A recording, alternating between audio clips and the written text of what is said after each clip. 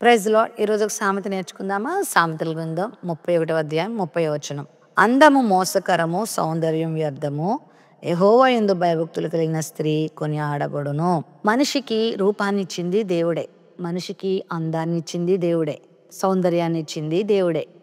అయితే నేటి దినాల్లో దేవుడిచ్చిన సౌందర్యం సరిపోక మనుషులు విపరీతమైన ప్రయత్నాలు చేస్తూ ఉన్నారు. లేనిపోని రూపాలు తెచ్చుకుంటూ ఉన్నారు. ఎంతో డబ్బు ఖర్చు పెడతా ఉన్నారు, ఎంతో ప్రయాసపడతా ఉన్నారు. ఇటీవల నేను ఒక హీరోయిన్ గురించి వింటున్నాను.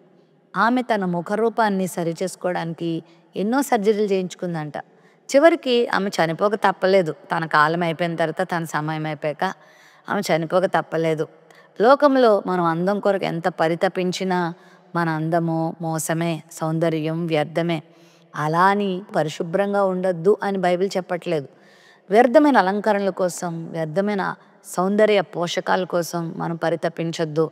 మనకు దేవుడిచ్చిన సమయాన్ని, దేవుడు మనకిచ్చిన బలాన్ని, దేవుడు మనకిచ్చిన ధనాన్ని మంచి వాటి కొరకు వాడుకోవాలి. నీ కడుపు నిండా తినాలి, నీ అవసరాలు తీర్చుకోవాలి, పరిశుద్ధత కొరకు, పరిశుభ్రత కొరకు, చక్కని వస్త్రాల కొరకు, గృహ అవసరాల కొరకు వాడుకోవాలి.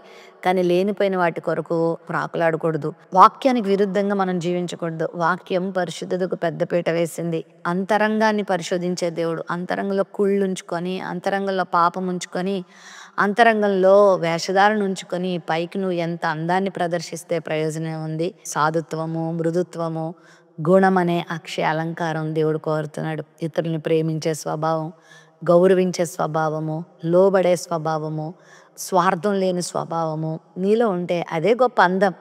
అప్పుడు నువ్వు అందంగా కనబడతావు.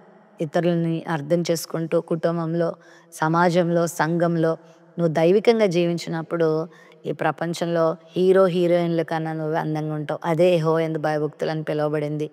యెహోవా యందు భయభక్తులు కలిగిన స్త్రీలను, పురుషులను దేవుడు కొనియాడతాడు. ఆయన యందు భయభక్తులు కలిగి జీవిద్దాం.